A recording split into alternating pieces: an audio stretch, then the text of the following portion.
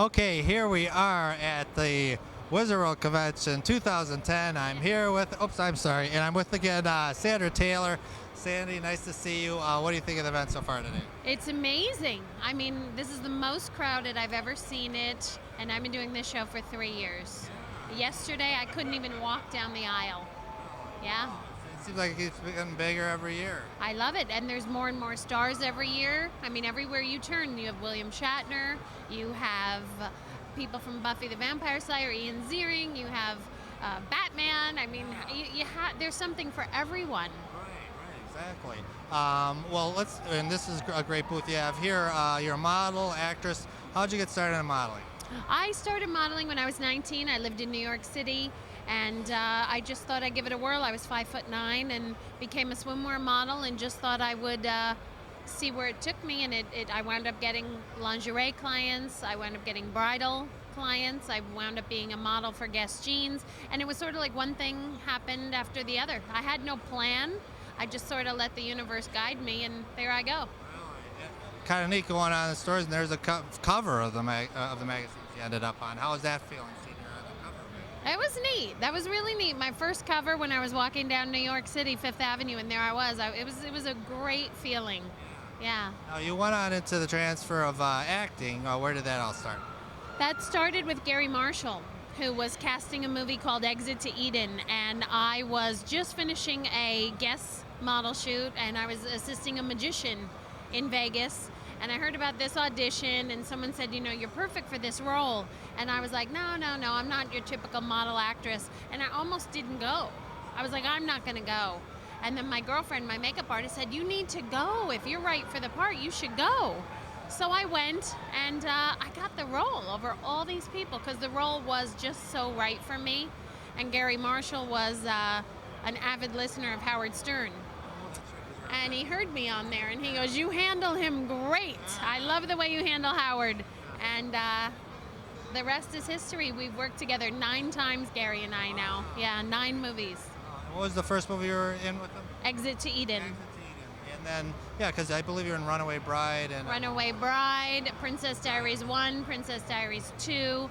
Tomcats, we acted besides one another. He didn't direct it, but we were both in it. And then Keeping Up with the Steins.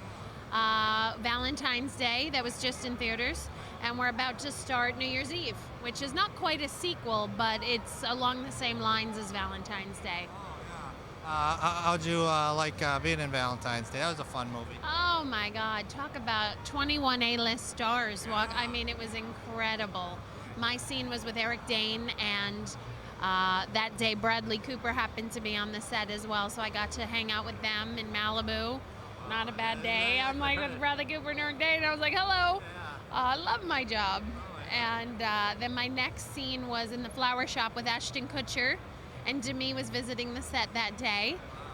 So on Gary's sets, you never know who's going to pop by and visit. It could be anyone from anywhere. Lakers, He seems like a fun guy. Is he a fun guy on the set? Gary? Yeah. The best. He's an angel, first of all. And his sets are like family. The TV series too. You've been on some TV series? Yeah, I do a lot of sitcom work. My love and my passion is comedy.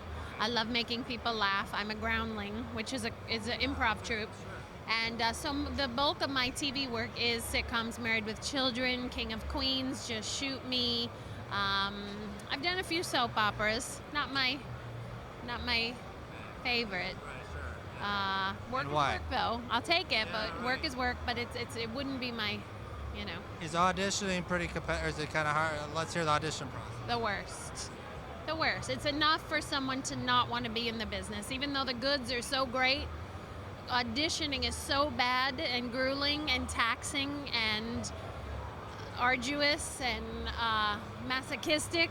I can go on and on.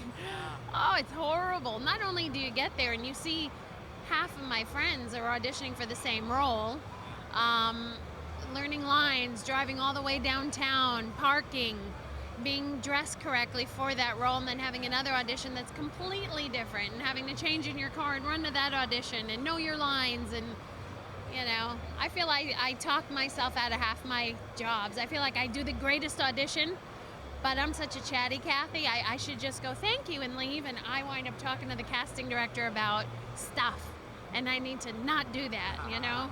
Well, it's.